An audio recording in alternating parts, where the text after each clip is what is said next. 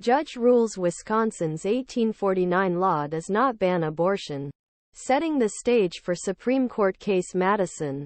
A 174-year-old law that was thought to ban abortion in Wisconsin does not actually do so.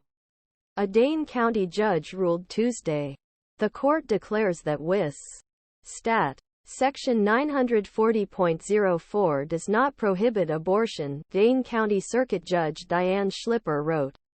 Schlipper ruled that the law in question, written in 1849, applied to feticide, not abortion. A consensual abortion is sought by a pregnant woman who voluntarily decides to terminate her pregnancy. Schlipper's decision is based on 1994 state Supreme Court decision that determined that feticide is a non-consensual act in which someone beats woman until she loses her pregnancy. With the 1849 law no longer in effect, Wisconsin is returning to pre-Dobbs abortion laws, which banned abortions after 20 weeks of possible conception. Michelle Velasquez, Chief Strategy Officer at Planned Parenthood of Wisconsin, called the decision an important step forward in restoring and expanding access to abortion in Wisconsin. Green Bay Obstetrician Drive, this decision we were hoping for. It decision we know right. And it hopefully what will restore access to full range of reproductive care for women across state, Kristin Lyerly said.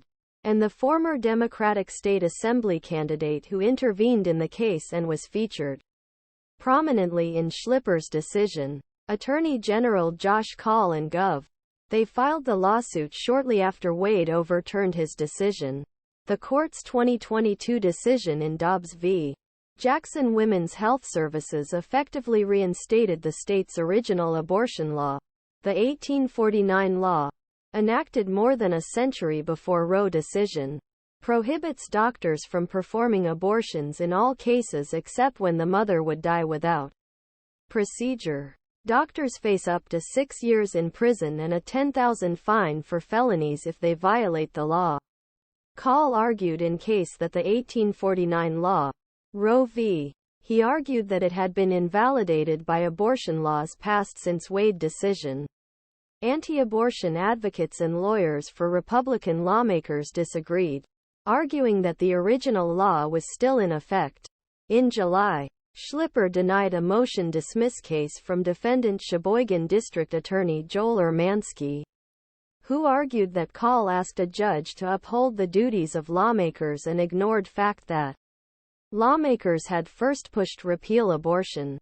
Following Schlipper's order in July, the state's largest abortion provider, Planned Parenthood of Wisconsin, resumed services.